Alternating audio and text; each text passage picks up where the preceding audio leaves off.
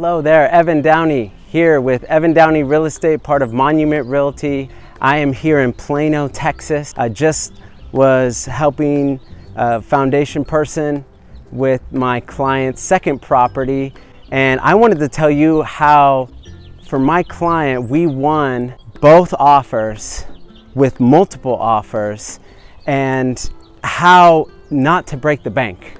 Because the problem in a seller's market is when there's multiple offers, there's a temptation to just offer way over asking, which sometimes is needed, but there are ways in which you, as a buyer, don't have to break the bank. And I wanted to give you 5 helpful tips.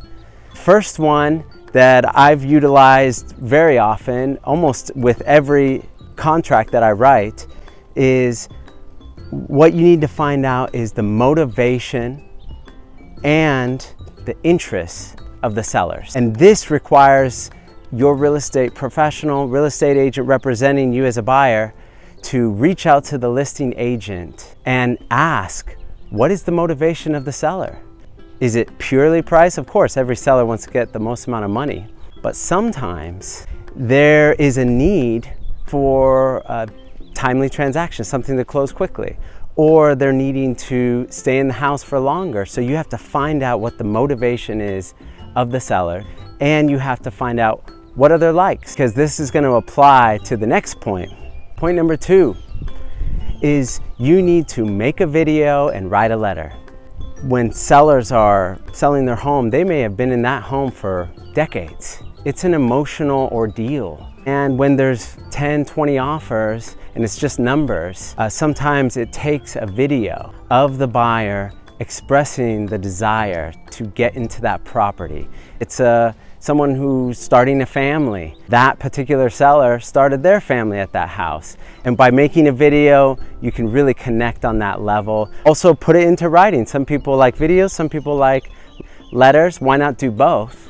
And I've actually had buyers who have won multiple offer situations just by having a video that really touches the heart of the seller. The third point is having a lease back.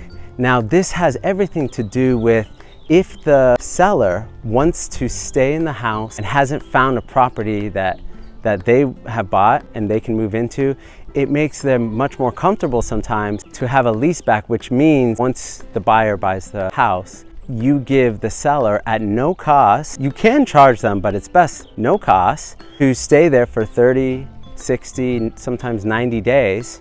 And it actually doesn't take much money out of your pocket as a buyer, because you're not actually paying your first mortgage payment, if you're paying with a mortgage, for typically 60 days. So those 60 days you can offer to the seller if that is something they want as something as part of the contract.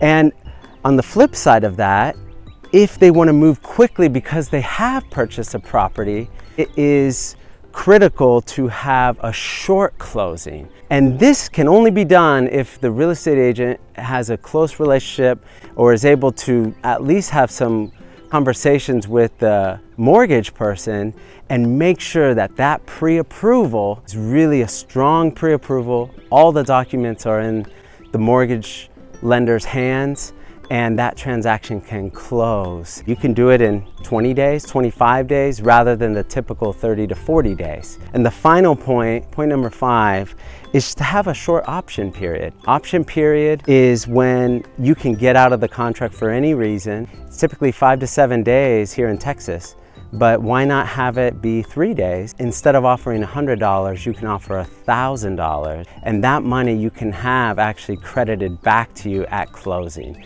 So those are my 5 points. If you have any other questions, I would love to get any comments down below. Click on my link here or my website, and love to connect.